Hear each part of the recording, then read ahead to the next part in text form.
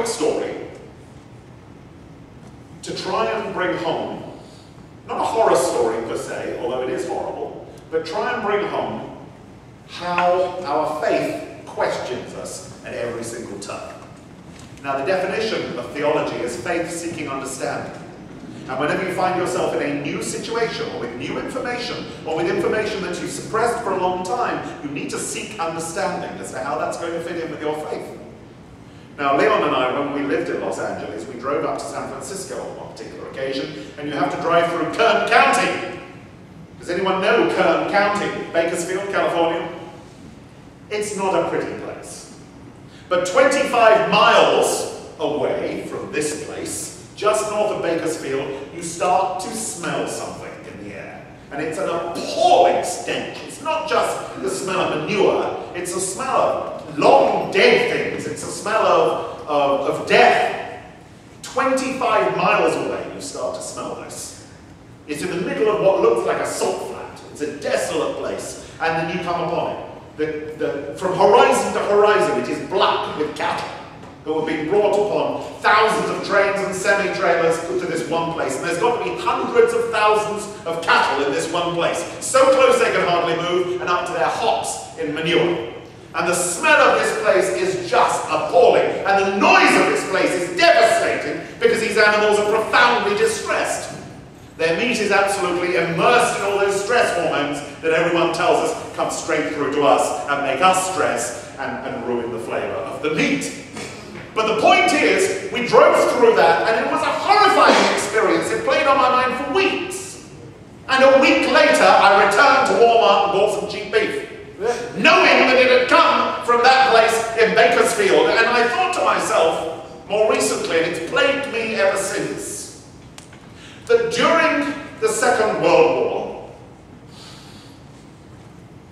the Nazis presided over the Holocaust. We all know that happened. But the actual people who were responsible for doing that, doing the mechanics, were relatively small. But 6 million people had to be moved around Europe on cattle trucks, which stank to high heavens. 6 million people had to be disposed of in an industrial plant the size of a small country. 1 in 10 Germans lived within spitting distance of those same railway tracks.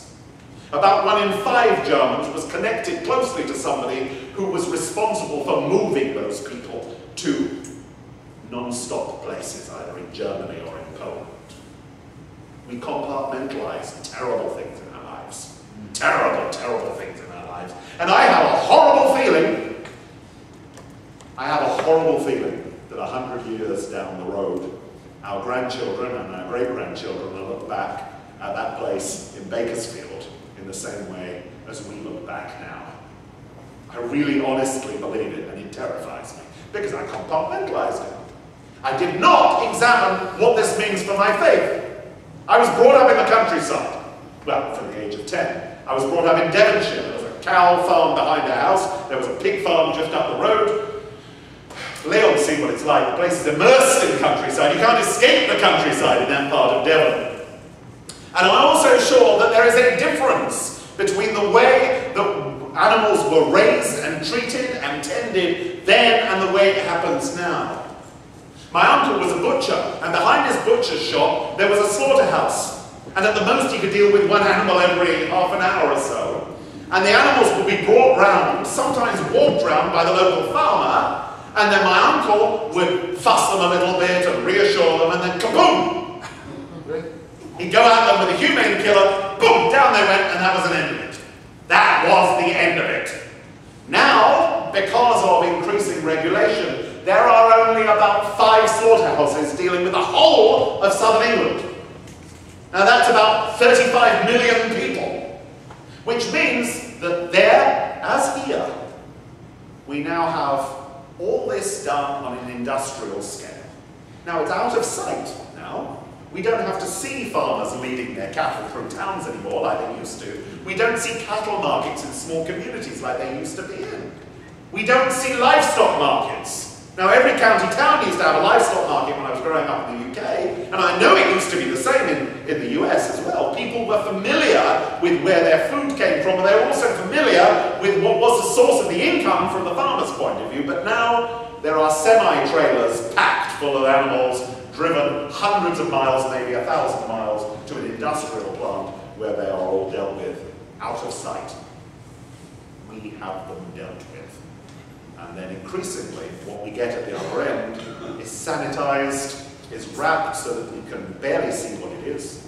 How many Americans nowadays go into a butcher's shop where you see carcasses hung up?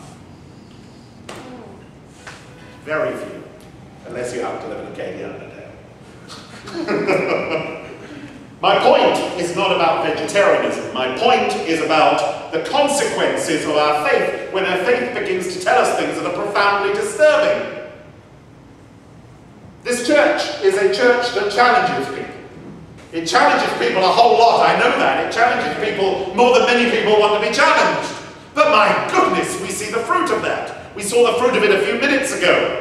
People doing things they never thought they'd be doing, and doing them extraordinarily well. Leaders raised up from all over the place. The percentage of the people in this church who are in leadership is ridiculous when you look at what it should be.